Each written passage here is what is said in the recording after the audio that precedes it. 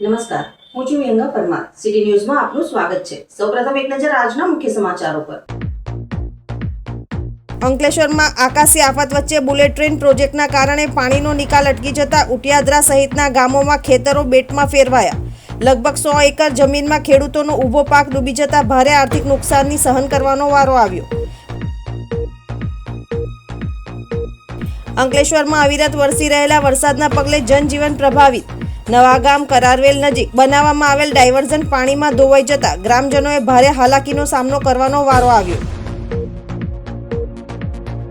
આમોદ પાસેથી પસાર થતી ઢઢર નદીમાં અસંખ્ય માછલીઓના મોતથી ચકચાર. કેમિકલયુક્ત પાણી છોડાયાની આશંકા. સાયખા જીઆઈડીસીમાં ફરી પ્રદૂષણની શંકા. યુસી કલર કંપની બહાર કલરયુક્ત પાણીના તળાવો, તપાસ જરૂરી. અંકલેશ્વરમાં આકાશી આફત વચ્ચે બુલેટ ટ્રેન પ્રોજેક્ટના કારણે પાણીનો નિકાલ અટકી જતા ઉટિયાદરા સહિતના ગામોના ખેતરો બેટમાં ફેરવાયા છે. લગભગ 100 એકર જમીનમાં ખેડૂતોનો ઊભો પાક ડૂબી જતા ભારે આર્થિક નુકસાની સહન કરવાનો વારો આવ્યો છે. અંકલેશ્વર તાલુકામાં ચોમાસાના વરસાદ વચ્ચે બુલેટ ટ્રેન પ્રોજેક્ટને લઈને ખેડૂતોમાં ભારે રોષ જોવા મળી રહ્યો છે. ઉટિયાદરા સહિતના ગામોમાં ખેડૂતોનો આક્ષેપ છે કે પ્રોજેક્ટની કામગીરીને કારણે ખેતરોમાંથી વરસાદી પાણીના નિકાલ અટકી ગયા છે, જેના કારણે આશરે 100 એકર જેટલી ખેતીની જમીન પાણીમાં ગરક થઈ ગઈ છે. ખેતરોમાં ભરાયેલા પાણીના કારણે કપાસ, તુવેર તેમજ શાકભાજીના ઊભા પાકને વ્યાપક નુકસાન પહોંચ્યું હોવાનું ખેડૂતો જણાવી રહ્યા છે. પાક બરબાદ થતાં ખેડૂતો આર્થિક સંકટમાં મુકાયા છે અને તંત્ર સામે નારાજગી વ્યક્ત કરી રહ્યા છે. ખેડૂતોનું કહેવું છે કે અનેક વખત રજૂઆતો કરવા છતાં બુલેટ ટ્રેન પ્રોજેક્ટના અધિકારીઓએ સમસ્યાના નિરાકરણ માટે જરૂરી ગંભીરતા દાખવી નથી. અસરગ્રસ્ત ખેડૂતો હવે પાણીના નિકાલની કાયમી વ્યવસ્થા અને પાકનું નુકસાનનું યોગ્ય વળતર આપવાની માંગ કરી રહ્યા છે. ખેડૂતોએ ચીમકી ઉચ્ચારી છે કે જો તેમની માંગણીઓનો તાત્કાલિક ઉકેલ નહીં આવે તો બુલેટ ટ્રેન પ્રોજેક્ટની આગામી કામગીરીને અટકાવવા માટે આંદોલનનો માર્ગ અપનાવવો જ પડશે. મારું નામ રણજીતસિંહ કુમારસિંહ બાડીગર છે. હું ઉટિયાદરા ગામનો રહેવાસી છું અને નાનો ખેડૂત છે. મારી પાસે 2.5 એકર જમીન છે. TDSનો બુલેટ ટ્રેન પ્રોજેક્ટ આવ્યો છે. TDSને આ મારા ખેતરમાંથી મેં 1 રૂપિયાનું પણ ઉત્પાદન લીધું નથી. વારંવાર રજૂઆત કરવા છતાં કોઈ સાંભળતું નથી. બુલેટ ટ્રેનવાળા જે સાહેબ આવે કે આ અમારો કોન્ટ્રાક્ટ નથી, પેલો અમારો કોન્ટ્રાક્ટ નથી, અમે બીજા કોન્ટ્રાક્ટવાળા છે. એટલે બધું અમારું કોઈ સાંભળતું નથી. ને તમે જુઓ જ છો કે અહીં ગાડી કેટલું પાણી ભરાયેલું છે. 5 વર્ષનું પોયરું અંદર પડે ને તો ડૂબી મળે એવું કામ છે. હવે આનાથી વિશેષ તમારે બીજું શું કહેવાનું હોય? અમારો જીવ બળાની અંદર અધિકારીઓ ઉદ્ધર જવાબ આપે. મારું નામ સત્યપાલસિંહ બાડીગર છે. હું ઉટિયાદરા ગામનો રહેવાસી છું.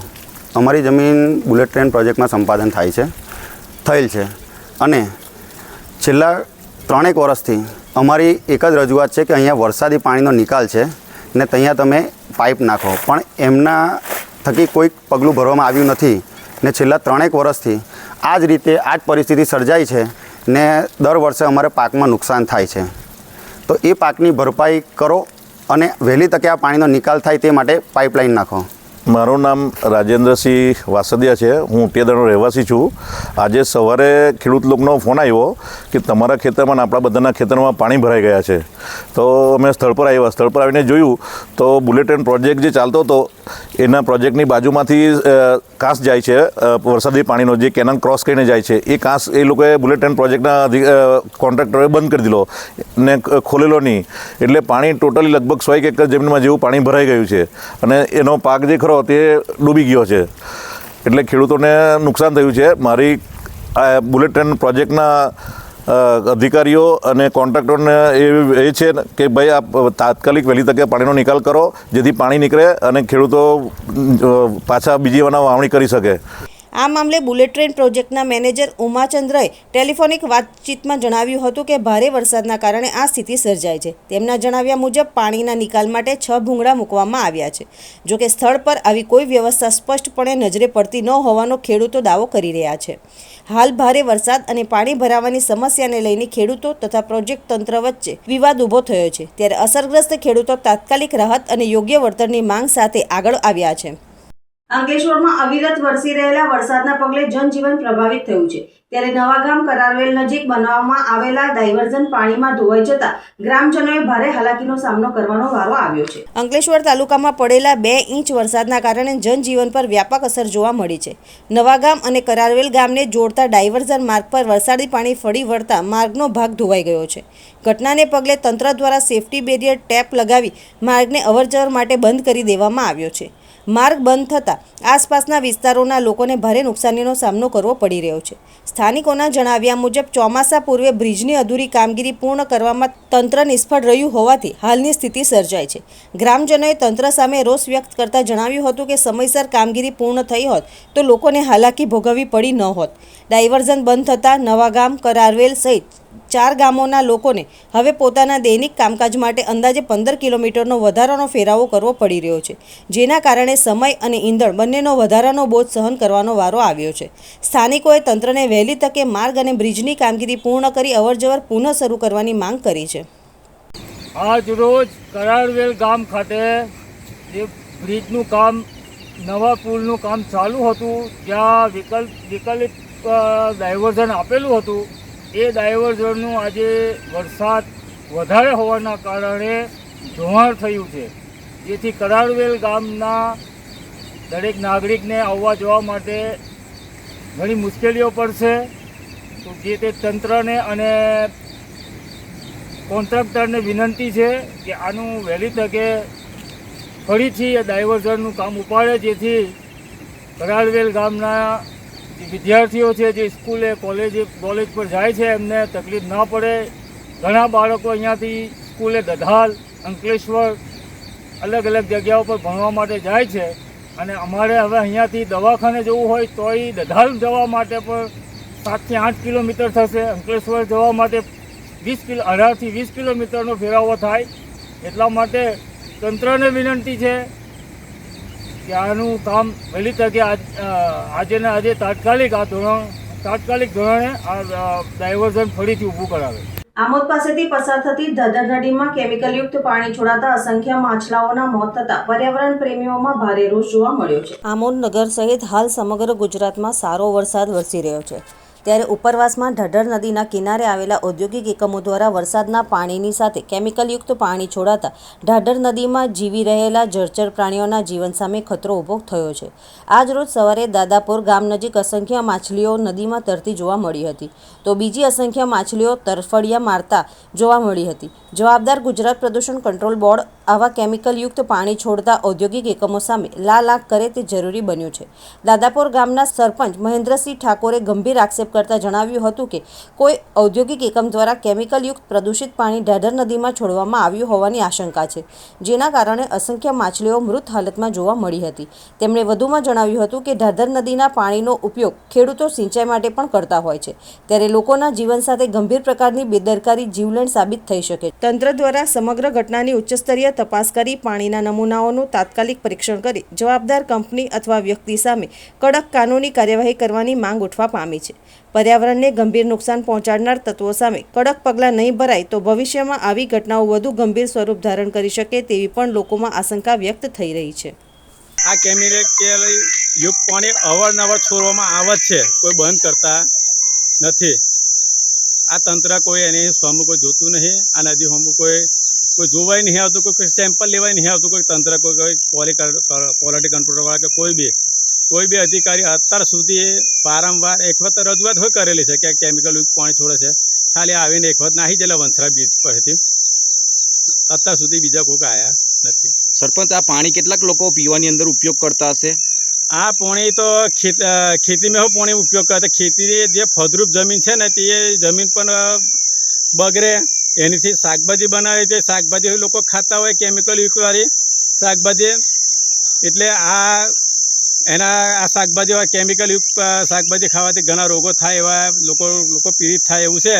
વાગરા તાલુકાના સાયખા જીઆઈડીસી વિસ્તારમાં ફરી એકવાર પ્રદૂષણને લઈને ગંભીર પ્રશ્નો ઊભા થયા છે. યુસી કલર કંપની બહાર રસ્તા અને દિવાલને અડીને કલરયુક્ત પાણીનો ભરાવો નજરે પડતા સ્થાનિકોમાં ચર્ચાઓ વહેતી થઈ છે.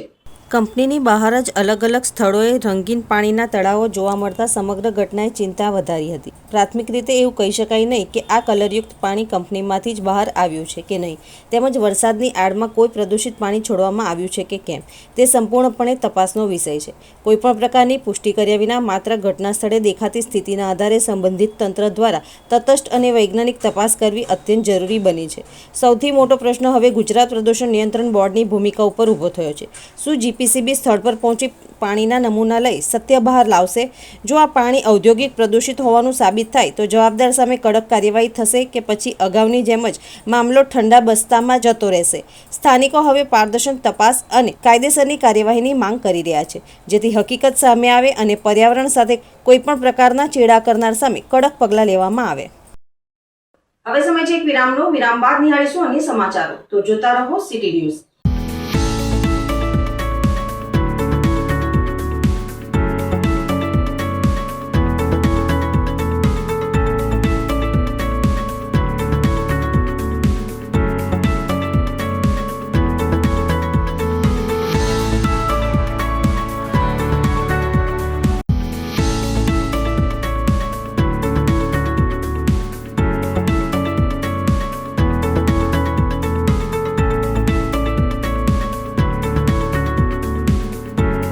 અંકલેશ્વરમાં વરસાદી માહોલ વચ્ચે મહાવીર ટર્નિંગ નજીક આવેલા શોપિંગ કોમ્પ્લેક્સની છતનો એક હિસ્સો ધરાશયી થતા દોડધામ મચી જવા પામી હતી. અંકલેશ્વરમાં સતત વરસી રહેલા વરસાદ વચ્ચે મહાવીર ટર્નિંગ નજીક આવેલા એક શોપિંગ કોમ્પ્લેક્સની છતનો આગળનો ભાગ અચાનક ધરાશાયી થઈ જતા વિસ્તારમાં અફરાતફરીનો માહોલ સર્જાયો હતો. કોમ્પ્લેક્સની છતનો આગળનો હિસ્સો તૂટી નીચે પડતા દુકાન પર પડ્યો હતો અને ઘટનાના પગલે આસપાસના વેપારીઓ અને લોકોમાં દોડધામ મચી ગઈ હતી. જોકે ઘટના સમયે દુકાનમાં અને આસપાસ લોકોની અવરજવર ઓછી હોવાથી કોઈ જાનહાનિ કે ઈજા નોંધાઈ નથી. વરસાદી માહોલ વચ્ચે બનેલી આ ઘટનાએ કોમ્પ્લેક્સની સલામતી અંગે પ્રશ્નો ઊભા કર્યા છે. સદનસીબે આ ઘટનામાં કોઈ જાનહાનિ થઈ નથી, પરંતુ મોટી દુર્ઘટના ટળી હોવાનું સ્થાનિકોએ જણાવ્યું હતું.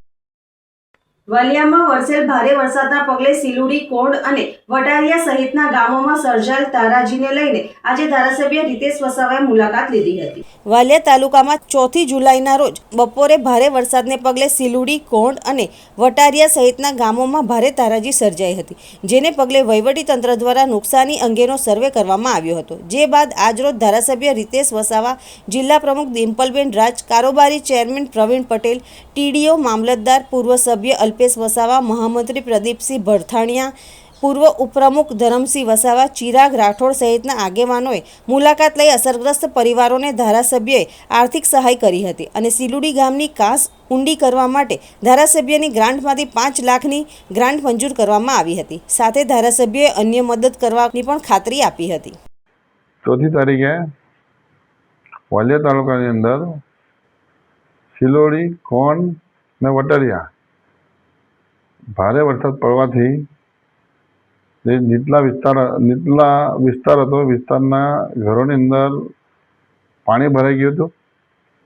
આજે અમે જિલ્લા પંચાયતના પ્રમુખ બેન ડિમ્પલબેન, કારોબારી અધ્યક્ષશ્રી અને અમારા ભારતીય જનતા પાર્ટીના સંગઠનના હોદ્દેદારો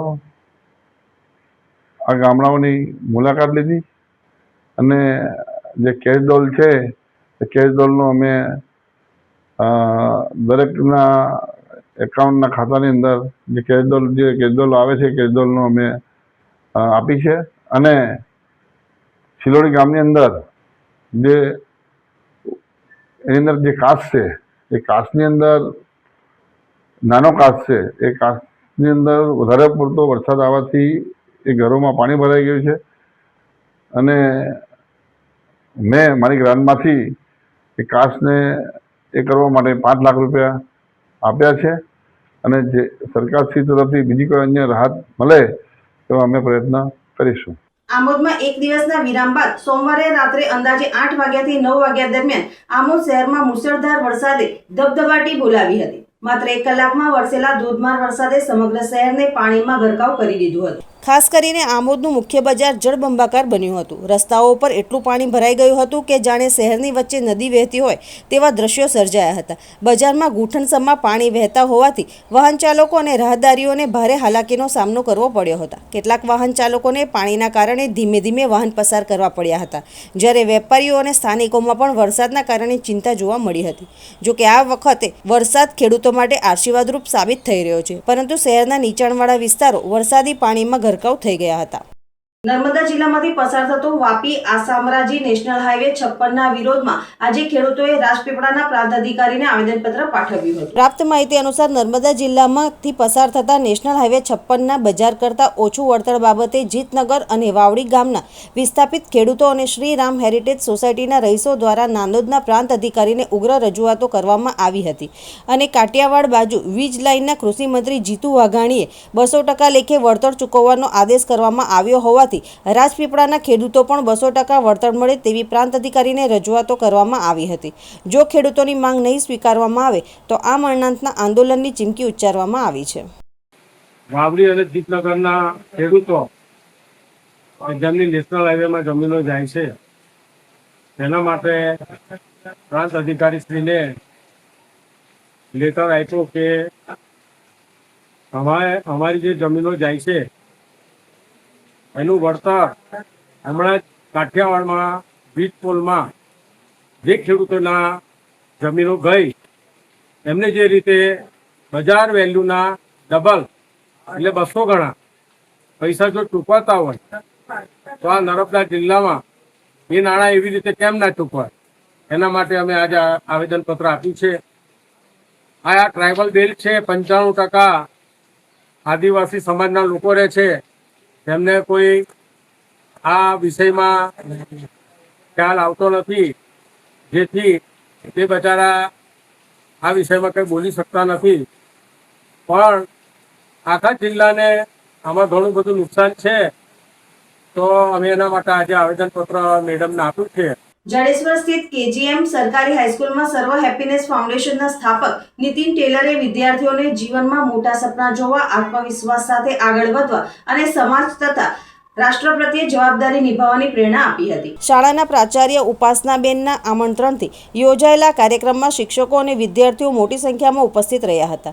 નીતિન ટેલરે પોતાના બાળપણના અનુભવો શેર કરતા જણાવ્યું હતું કે તેઓ પણ સરકારી શાળામાં અભ્યાસ કરીને આજે સમાજ સેવાના ક્ષેત્રમાં કાર્ય કરી રહ્યા છે. તેમણે વિદ્યાર્થીઓને કહ્યું હતું કે સફળતા માટે આર્થિક પરિસ્થિતિ નહીં, પરંતુ મહેનત, સંકલ્પ અને મોટા સપના જોવાની હિંમત જરૂરી છે.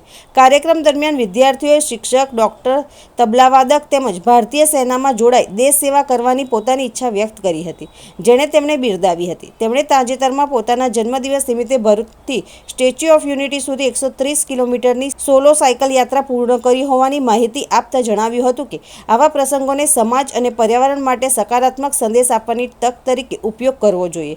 તેઓ કાર્યક્રમમાં પણ સાયકલ ચલાવીને પહોંચ્યા હતા. નીતિન ટેલરે વિદ્યાર્થીઓને પર્યાવરણ સંરક્ષણ, સાયકલનો વધુ ઉપયોગ, જંક ફૂડ અને વ્યસનથી દૂર રહેવા તેમજ નિયમિત યોગ અને ધ્યાનને જીવનનો ભાગ બનાવવા અપીલ કરી હતી.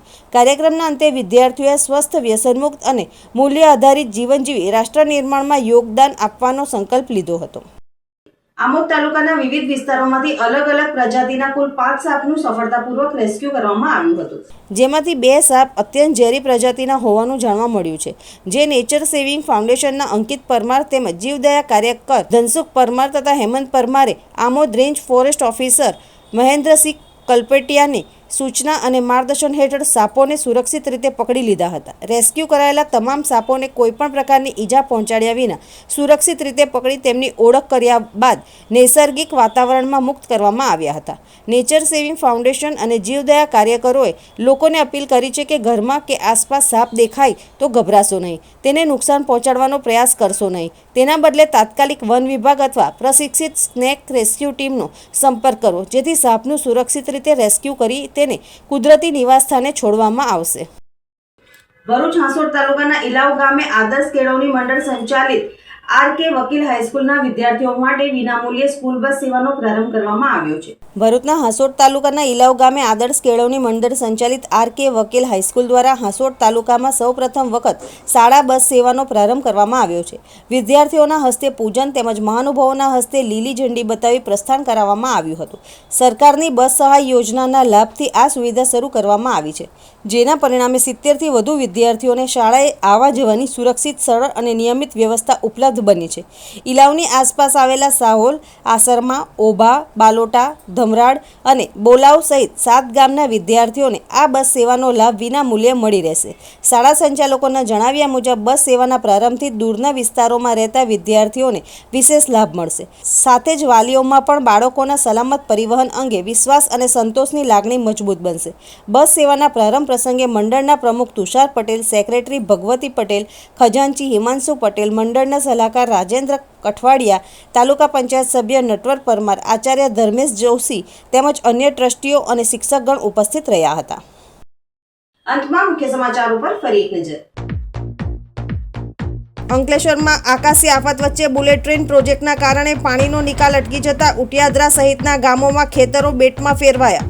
લગભગ 100 એકર જમીનમાં ખેડૂતોનો ઊભો પાક ડૂબી જતા ભારે આર્થિક નુકસાનની સહન કરવાનો વારો આવ્યો. અંકલેશ્વરમાં અવિરત વરસી રહેલા વરસાદના પગલે જનજીવન પ્રભાવિત.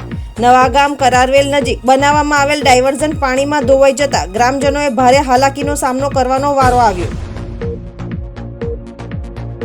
આમોદ પાસેથી પસાર થતી ઢઢર નદીમાં અસંખ્ય માછલીઓના મોતથી ચકચાર. કેમિકલયુક્ત પાણી છોડાયાની આશંકા. સાયખા જીઆઈડીસીમાં ફરી પ્રદૂષણની શંકા. યુસી કલર કંપની બહાર કલરયુક્ત પાણીના તળાવો, તપાસ જરૂરી. આજના સિટી ન્યૂઝ સમાપ્ત થયા. નવીન સમાચારો સાથે ફરી મળીશું. નમસ્કાર.